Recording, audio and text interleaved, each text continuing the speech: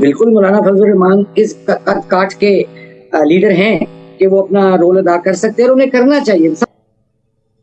देखिए आज़ाद कश्मीर के जो मामलात हैं उनको कोई एक फरीक नहीं हल कर सकता, उसमें ऑन बोर्ड होना पड़ता है जो कश्मीरी क़यादत है, दूसरा पाकिस्तानी क़यादत और दीगर भी लोग जो स्टेक होल्डर्स हैं उनको एक पेज पर एक प्लेटफॉर्म पर आना पड़ता है। सियासी बयान भी हम कह सकते हैं, लेकिन डॉक्टर साहब नज़र में पीपल्स पार्टी की वहाँ पे गवर्नमेंट है।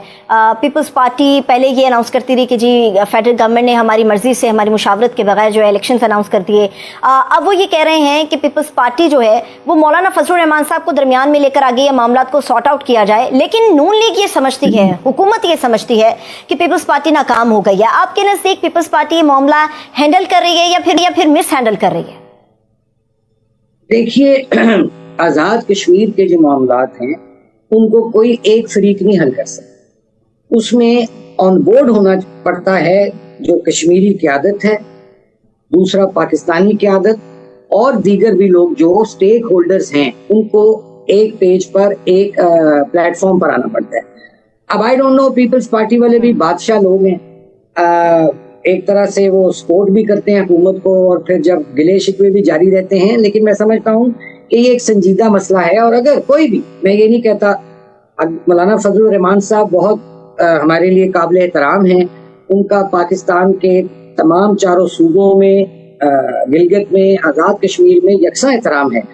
और लेकिन मैं समझता हूँ कि ये एक ऐसा सेंसिटिव इशू है कि इस पर सब जो पाकिस्तान की लीडरशिप है और आज़ाद जम्मू कश्मीर की जो लीडरशिप है उनको बैठकर इस मामले को, जो भी इश्यूज हैं उनको थ्रू डायलॉग रिजॉल्व करना चाहिए ताकि हमें जग असाई का मौका ना हो। आप इधर इंडिया बैठे हैं, जब से ये बयान वजीर दिफा साहब ने दिया है, आप देखिए इंडियन मीडिया जो है वो क्या किस किस्म का प्रोपेगेंडा कर रहा है।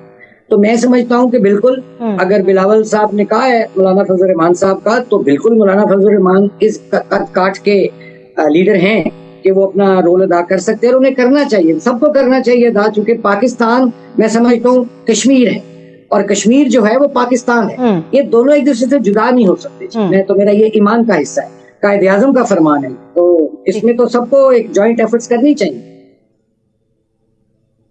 ठीक है, इस मामले पे डॉक्टर साहब एक आखिरी सवाल, फिर दीगर इश्यूज की तरफ आपकी तवज्जो भी चाहूंगी।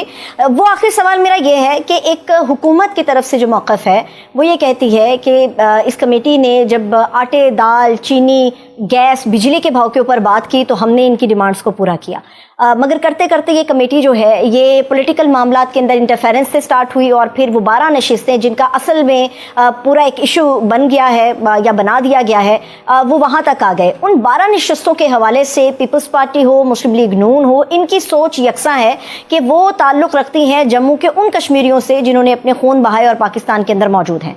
लेकिन एक्शन कमेटी कहती है कि ये कश्मीरियों का मामला है, उनका मैंडेट है और उनके लिए जो सीटें हैं वो पाकिस्तान के दीगर हिस्सों पे जब इलेक्शन होते हैं तो इसे पॉलिटिकल इंजीनियरिंग के लिए इस्तेमाल किया जाता है, जिनका डाटा भी महफूज नहीं है, रिकॉर्डेड नहीं है, असल वोटर दस्तावेजात भी मौजूद नहीं है।